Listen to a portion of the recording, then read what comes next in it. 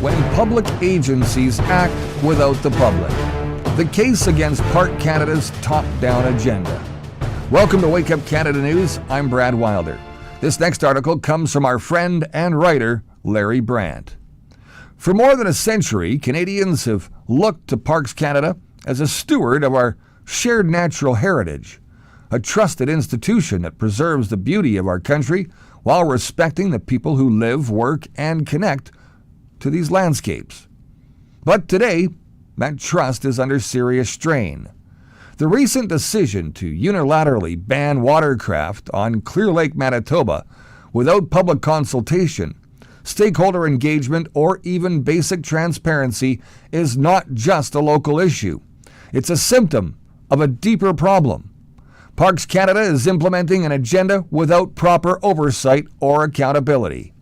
This is not how decisions in a democracy are supposed to be made, are they? Behind the language of conservation and protection lies a pattern. Decisions that dramatically affect local communities are being rolled out with little to no explanation, no shared evidence, and zero collaboration with the very people whose lives and livelihoods are at stake. There's no public record of robust scientific findings, no economic impact assessments, and no trace of respectful dialogue that should guide the actions of a publicly funded agency. What we're witnessing is top-down governance, disguised as environmental policy. And while environmental stewardship is important, it cannot come at the expense of community rights, public process, and basic democratic values. Let's be clear, this isn't about resisting change. It's about demanding that change be done with the people, not to the people. The issue is not whether watercraft pose a risk, but whether those risks and the potential responses have been fairly examined, publicly debated, and grounded in fact. If there is evidence, let's see it.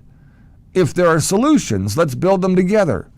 But what we cannot accept is a future where national agencies exercise broad power without oversight and where communities are informed only after the fact.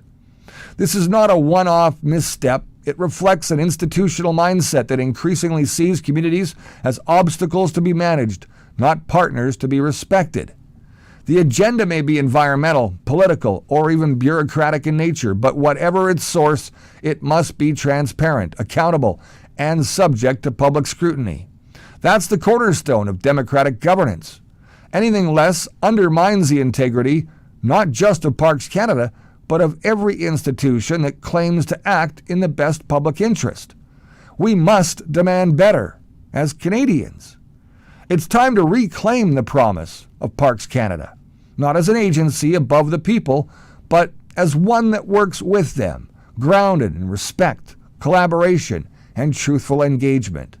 Clear Lake, Manitoba is the test case, but the real issue is national.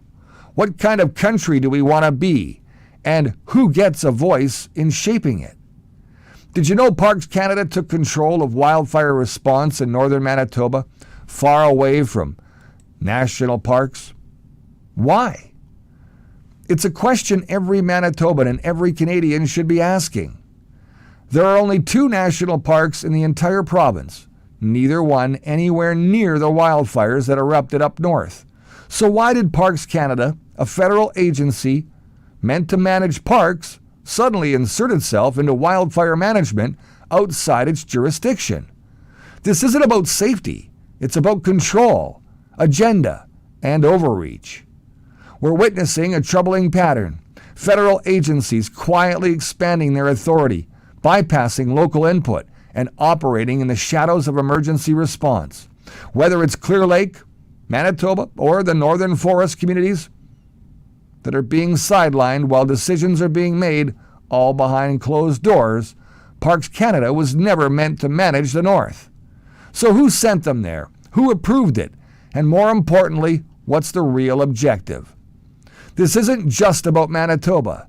It's about the growing power of federal institutions acting without local consent, without transparency, and without clear accountability. If Parks Canada can control the northern lands under the guise of fire management, what else will they take control of next? This isn't conservation. It's quiet centralization and it's time to call it what it is. Thanks for watching Wake Up Canada News. Please like, share, and follow us on any of your favorite socials. Till next time, remember that you're the voice, and it really is time to make it count. I'm Brad Wilder. I'll see you soon.